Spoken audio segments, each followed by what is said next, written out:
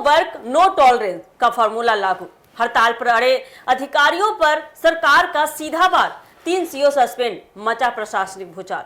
चेतावनी के बाद ही बता दे काम पर नहीं लौटे अफसर, जनता की परेशानियों पर सख्त हुई सरकार। अब साफ संदेश, ड्यूटी से खिलवाड़ किया तो सीधा एक्शन तय।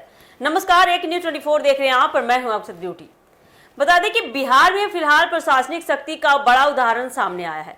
राजस्व एवं भूमि सुधार विभाग में लंबे समय से चल रही हड़ताल को लेकर सरकार ने अब कड़ा रुख अपना लिया है। उप मुख्यमंत्री विजय कुमार सिन्हा ने साफ संदेश देते हुए 3 अंचल अधिकारियों यानी सीओ को सस्पेंड कर दिया है। सही सुना आपने, यह कार्रवाई उस वक्त हुई जब बार बार चेतावनी देने के बावजूद अधिकारी काम पर वापस नहीं लौट रहे थे। दरअसल पिछले कई दिनों से राजस्व एवं अंचल स्तर के अधिकारी हड़ताल पर थे।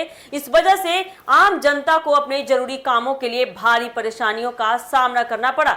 जमीन से जुड़े मामले, दाखिल खारिज, प्रमाण पत्र और अन्य सरकारी सेवाएं पूरी तरह से प्रभावित हो गई थी। लोगों को बार बार दफ्तरों के चक्कर लगाने पड़े, लेकिन काम नहीं हो पा रहा था।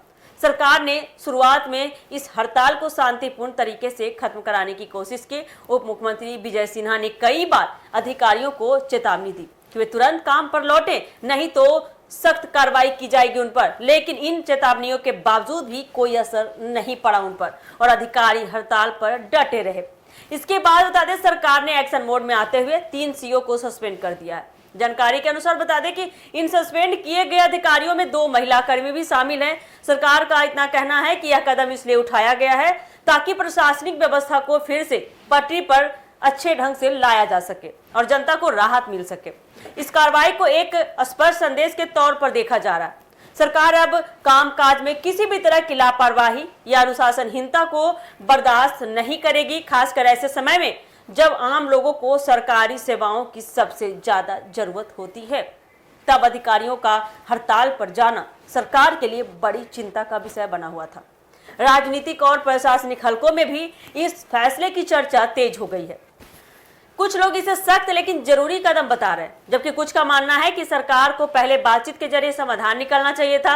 हालांकि आम जनता इस फैसले से राहत महसूस कर रही है, क्योंकि लंबे समय से उनकी जरूरी काम अटके हुए थे। अब देखना यह होगा कि सस्पेंशन के बाद भी बाकी हड़ताली अधिकारी काम पर लौटते हैं या नहीं। लेकिन इतना तो फिलहाल साफ है कि बिहार सरकार ने यह स्पष्ट कर दिया है कि सरकारी कामकाज में बाधा डालने वालों के खिलाफ अब सीधे कार्रवाई होगी।